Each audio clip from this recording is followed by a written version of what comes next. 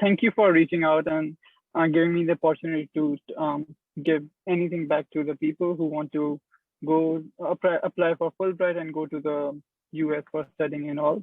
So just a brief overview. I went to Murray State University, but through Fulbright scholarship in 2018. I came back to 2020. And I will just talk about my experience, my background, how I approached the Fulbright, how I selected the placement and everything. And I think you might know it, but at the end there will be some time for question and answer, so we'll do that as well. So a bit a brief overview. So I'm Shazar Hashim, as you might already know. I live in Hyderabad. I belong to Hyderabad. I did my bachelor's from LUM. I applied to Fulbright. My interest was in clinical psychology. Fulbright selected the university for me. I was placed there and I did complete my master's there. So the placement. Oftentimes then some of the fields do require a bachelor's to be in the same field as well. Clinical psychology is not one of them. However, they do have some sort of requirement. So I did my bachelor's in economics, but there are some psychology courses that universities do require their students to have. One of them is research, abnormal psychology, and theories of learning. Those sort of subjects in psychology. So if you're interested in clinical psychology and you do not have the degree in psychology in your bachelor's, that's not a problem. But just make sure you have some of the courses that are prerequisites for the master's. So as if you have gone through the Fulbright application, they they have two criteria for the admission. They want a personal statement and they want your study objectives. Personal statement relates to everything, why you want to pursue the master's in clinical psychology, your interest, your background, anything that you can connect yourself with the subject that you're trying to pursue. And study objectives relates to what will you do after doing your master's. So it could be related to your research, or it could be related to your practice, any particular area in which you want to practice, or anything in particular that you're interested in the field of clinical psychology. So a bit of my background in about my academics. I had a 3.1 GPA in economics.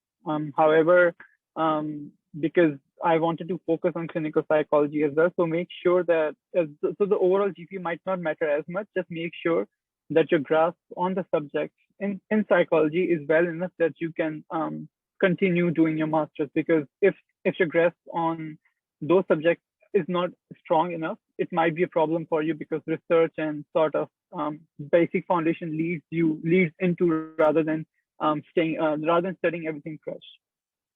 They also wanted Fulbright wanted 3 letters of references. All 3 of mine were from a professor. So it could be from the professor, or it could be an internship or workplace that you worked at, somebody you did your research with. So basically, someone who knows you professionally or academically. I did my GRE as well. I got a 318 score in GRE, and I think psychology schools require I think 315 in mathematics. 155 in mathematics. You can check that online as well. So GRE requirement isn't that high enough for you to pursue a career in clinical psychology and do a master's in the field. So after going to Murray State University, I was a bit surprised, but later on, I understood why the reason was. So the batch details, I was surprised there were only 5 students besides me who were in the master's program.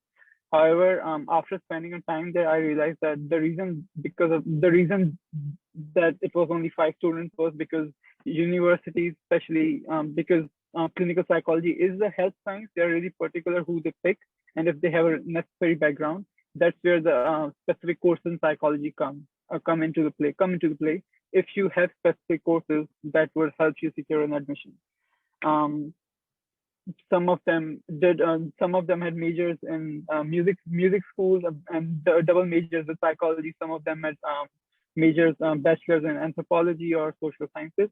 So it doesn't require you to have a major in psychology in your undergraduate, but there need to be enough knowledge for you to secure an admission.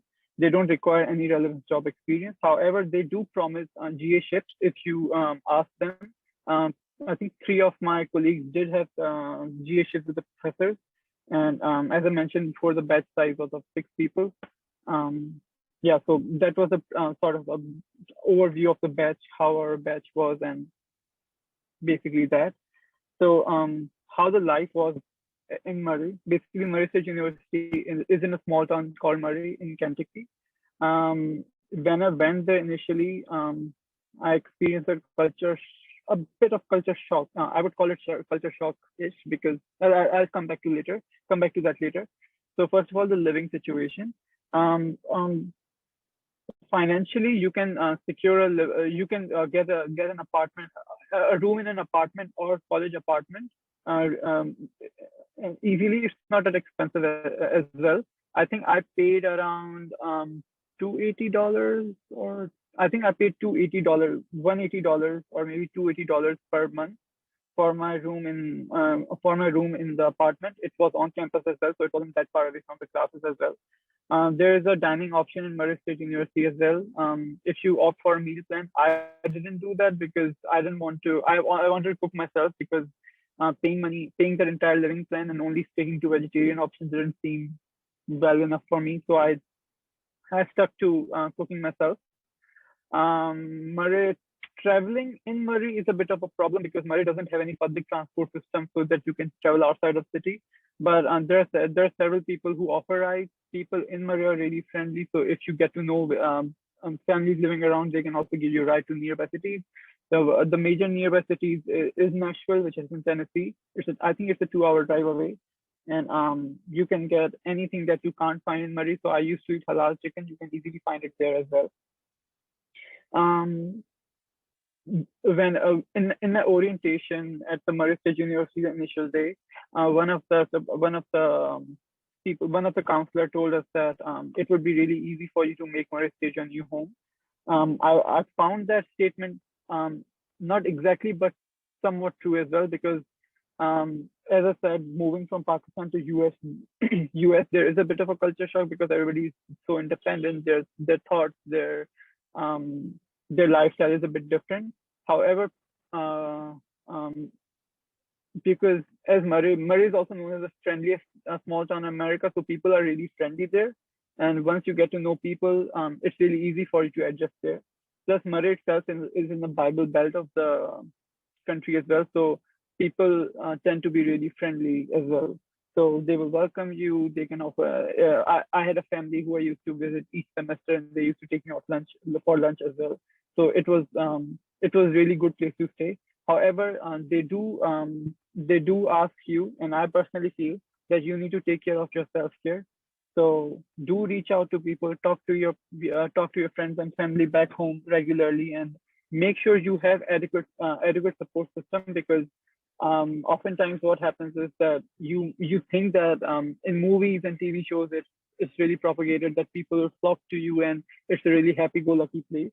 You do have to reach out as well to make friends. And sometimes what happens is that after a month or two of new excitement, we sort of go back to the shell. But because our support system isn't present, it can affect our mental health and health as well. So it is really important for your self-care to reach out to people back home if you're feeling sad or if you're feeling homesick. Reach out to people, and in case you need a bit of psychological help as well. Murray State University do have student support. There's a whole organization. They hold weekly events and monthly events. You can go out there and sort of reach out there as well. And the health services as well. They have, I think, 2 psychological services. One is counseling and one is psychological office, where you can go and get psychological services for free. And it's personally, I feel it's really a good resource for students who need to get some help as well. So the life generally and in Murray State, it's really relaxed and friendly. People old because Murray is also looked as a sort of retirement town where people often work and when they retire they move to Murray. So a lot of the people there are also old people who are living there. So they tend to be really friendly. If you bump into someone you know, they'll talk to you. They'll invite you to your home as well. Several people hold I think on Thanksgiving and Christmas, they really welcome you as well.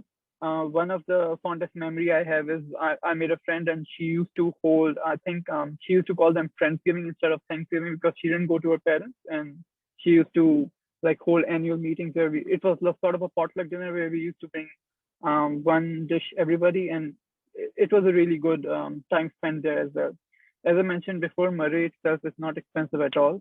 Kentucky itself, the entire state has a really low tax rate, and Murray itself has a really low rate of expenses. The living is really cheap. Walmart is right beside the campus, so anything you need, you can get it there from cheap as well. Eating options are really cheap as well because it isn't a big town where property rates are high. So even the restaurants current nearby, not fast food chains, but the gourmet restaurants, they are not that expensive as well. From keeping busy yourself, there are a lot of activities to do there as well. There's a whole, I think it was Susan E. Bonfield Wellness Center. You can go there and swim. There are basketball courts. They call it racquetball, but people in Pakistan might call it a squash as well. There are squash courts as well. There's an entire running track. There's a gym and swimming pool. There's a swimming pool as well. And there are two libraries. One is a modern one. The one is a little classical one where you can just go and sleep. But that's what people mostly do there. The campus is really huge, and there are several gardens in the campus as well. What people usually do in springtime is they usually go there and sort of take their hammocks, and they connect the hammocks between two trees, and you can just spend some time there. That it's really relaxing as well.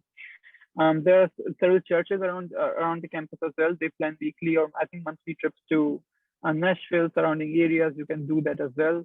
And there are a lot of students who organize trips as well to I think during spring breaks and breaks they used to go to Florida. I don't know what the situation will be right now because of the COVID, but when people who are applying right now might go to US, the COVID situation might be a bit tempered down because of the vaccination and the health efforts. So those activities might resume as well.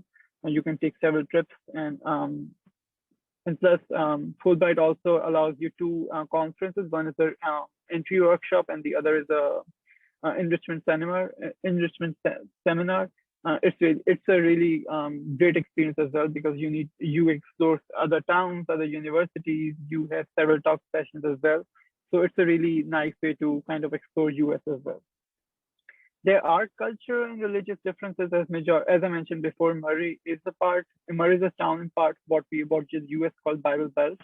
Predominantly the population is Christian, but Murray is also, as I mentioned before, Murray is also called the friendliest little town. So religion doesn't play a big part. It's just people keep to themselves, and even if they do reach out, they're really welcoming, and it really shows because I didn't face any hostility or any racism of that sort there. So the time spent there was really breezy. Culturally, Pakistan as a Muslim country tends to be on a bit conservative side, but nobody would actually preach you on being, oh, you're from Pakistan, or why you're dressed in such a way. They just they might stop you and ask you if you're wearing something traditional, and they might ask you how do you wear it, or do it like they'll be curious, but you won't feel that you're discriminated against, or you won't feel attacked, if that makes sense. Overall, it was a really nice experience. I enjoyed. Initially, when I came to Murray, I was a bit disheartened that Murray is a really small town, but my life there was so spent really well that I can't imagine living in such a fast-paced city that could be a metropolitan. Those cities might have their own experiences, but Murray itself as a small town has a really different experience that you can't experience in a big city. So coming to the academic side, clinical psychology, I had my interest in clinical psychology through my bachelor's, even before my bachelor's. And coming to university, so it could be divided into 4 parts. The first year in the clinical psychology is all theory. So you learn about the DSM, where you can find different psychological disorders, different bases of behavior. It could be biological, social, developmental, or cognitive behavior. You'll learn about research, statistics, and there will be, I think there are 2 electives that you can choose, which you can offer into family therapy, trauma, mindfulness. That would be up to you. So the first year is theory, where you also get to observe the second year clinicians who provide therapy. You also get to observe, and observation is actually mandatory. So you observe the sessions, and then you note down if you found something really important or something critical happening in the session. And every Friday there used to be a case conference where the cases were discussed, and all of this was confidential. So when you get into the program, the first meeting with the director and supervisors, they actually tell you that since you are in the program right now, you're training to be a clinical psychologist. Everything that you see, every mention that you see is confidential. And if they hear you mentioning clients outside the clinic, that might lead you to termination. So they really treat you as a psychologist right at the start of the program. They tell you about the clients, they tell you where the files are held, they tell you about the resource materials, and everything is kept confidential. And it's really they're really particular, and everything is really so systemized that you won't be confused at what's happening at each part. They'll tell you how the clients come in, how to do therapy, and after all that theory is done, the second year they start the practice. So the first year is reserved for observation. The second year they start training you as a clinician. So right at the start, they assign you clients, and there is weekly group supervision and weekly individual supervision as well, where practitioners are clinical psychologists. They're licensed clinical psychologists, and every semester you have a different supervisor, so you can get different supervision and different feedback. So so that you could get different learning from different areas of practice. So one of my supervisor was Dr. Michael Bordieri. He was trained in acceptance and commitment-based therapy. My other supervisor was Dr. Laura Lilliquist. She's actually the director of the clinic. She was trained in cognitive behavioral therapy.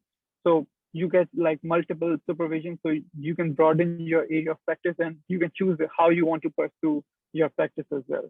The client load is adequate, keeping in mind how their classes that you take as well. So it isn't overbearing that you can't practice at all. They actually encourage you to reach out to your supervisors if you're feeling side effects or if you're feeling burned out as well, because they actually tell you that during practicum, your primary concern is the client. And if you're feeling burned out, you would not be able to provide proper adequate services to the client as well.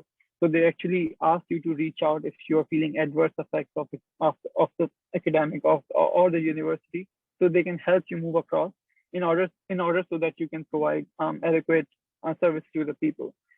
Because the clinic is part of the university. It is a free it is free for university students and community. But if someone is not a part of the university in any way, there's a sliding fee scale. They can get a session for $3 minimum. So it isn't expensive. It's really approachable for anybody living nearby. They also train you in assessment as well. So assessing clients might not be as big of a thing in Pakistan, but it's really huge in US, and there are really big career opportunities in US and abroad. So for assessment, they train you in tests such as IQ tests, academic tests, every measure that might help you to assess a client and give them a diagnosis. They train you in that, and it's really particular. They're really how should I say it? The techniques or the way that you approach a test, how do you administer it, how do you score it, how do you evaluate it, how each test fit with each other to come to a diagnosis. They teach you everything there. But your master's isn't only limited to theory and practice.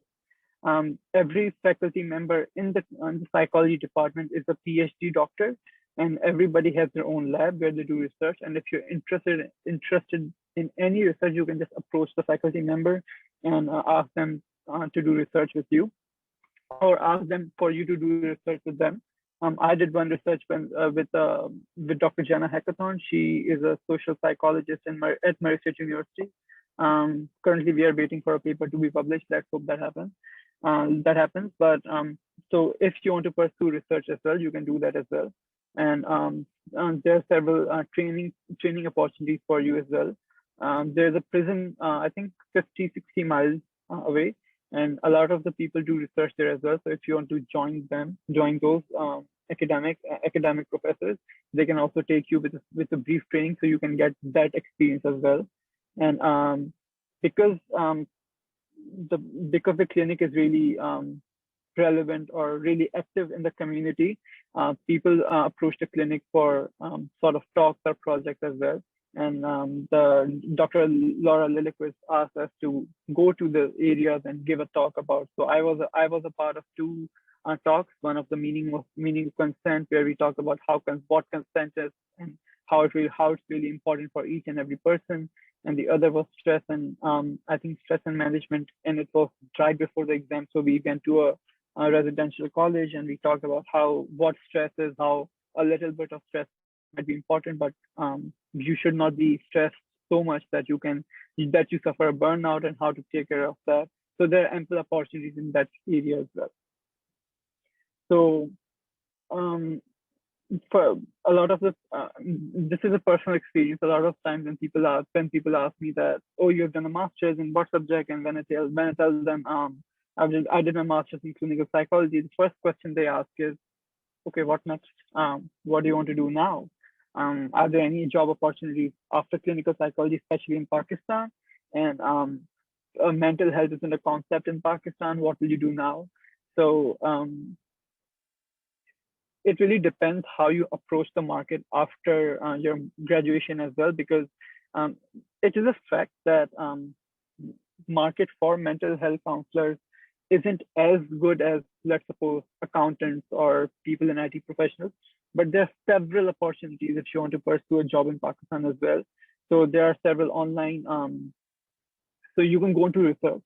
Big universities like Karachi University, and big government universities like NUST, Karachi University, big universities in Hyderabad, or like the big campuses. There's several research projects going on. You can pursue any. You can if you were close with any instructor or academic person before going for a master's, you can always come back and talk to them. To be a research associate, you can work in research as well. You can teach, because although clinical psychology might not be as big in Pakistan as in other places around the world, but every university do have a requirement to teach social sciences as a part of every major subject. So a lot of the universities do offer courses in psychology, such as human behavior, counseling psychology, normal psychology, and you can also, because you're taught research statistics, you can also teach statistics as well, and that's one aspect as well. If you want to practice as a clinical psychologist, there are several avenues for that in Pakistan as well. There are government jobs. They're limited. I think Punjab health departments do have a lot of positions for psychologists.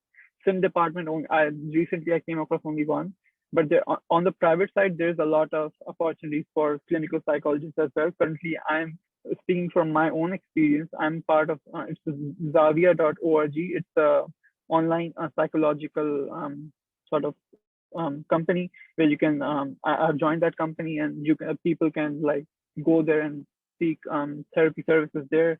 You can join so there's another company that I'm interested in work. I'm trying to pursue employment there as well. It's called Safkeen. It's a non-profit organization which provides emergency therapy services, such as if a person is suicidal or there's been a case of domestic abuse. So you can pursue those sort of employment as well. You can also pursue careers in life orientation development as well, because clinical psychology itself is not an isolated field. It can also be integrated into several other fields as well. So I know that TCF does TCF, the Citizen Foundation.